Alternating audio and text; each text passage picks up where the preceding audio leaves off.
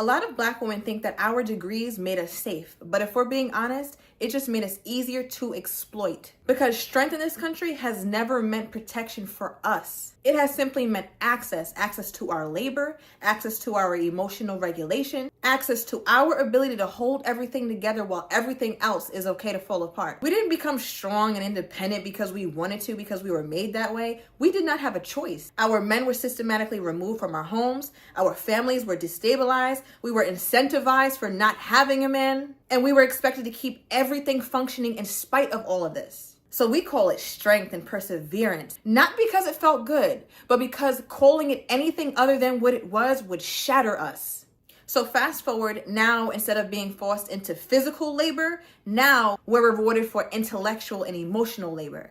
It no longer looks like being overworked in fields and in the house, being the mammies and breastfeeding children who are not ours. Now we are overworked and expected to be some sort of indestructible creature in the corporate world. Instead of being allowed to be exhausted in silence and in the comfort of our home, we're called exceptional because of it. So it's the same extraction, just different kind of packaging. Our degrees do not buy us rest, sis. It buys us more responsibility, and it tells the world that we can handle it, and they believe us. Notice how you're always the one being brought in when things are falling apart, things are going haywire in your company.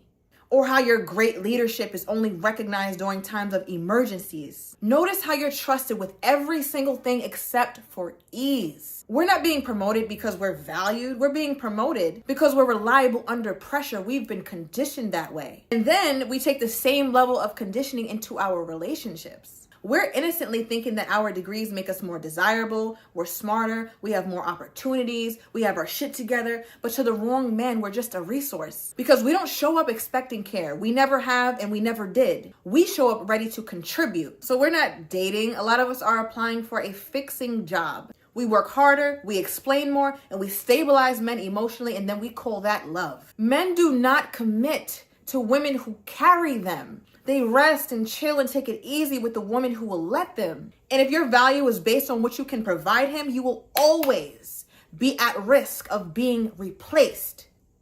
So that constant anxiety that we feel, that hyper independence, that need for us to prove that we're worth choosing by what we do, that is not ambition, that is not strength, that is cultural and historical conditioning. We weren't really taught how to receive love. We were taught how to earn safety. And when earning becomes our default state, rest feels irresponsible, which is why so many of us are burnt out. We don't have any energy for ourselves, any energy to pour to our dreams, because we are busy pouring ourselves into everything else that does not matter as much as we do. We were not meant to be strong like this. We were meant to be supported. And until we stop confusing endurance with empowerment, our men will never be able to rise the occasion. You were never meant to be the backbone of broken systems and underdeveloped men who refuse to grow and who sit back and watch our struggle and our grief. You were never meant to earn love through usefulness or what you can provide. And the moment we understand this and stop performing strength and all this doership, that is when people will show you exactly how they feel about you.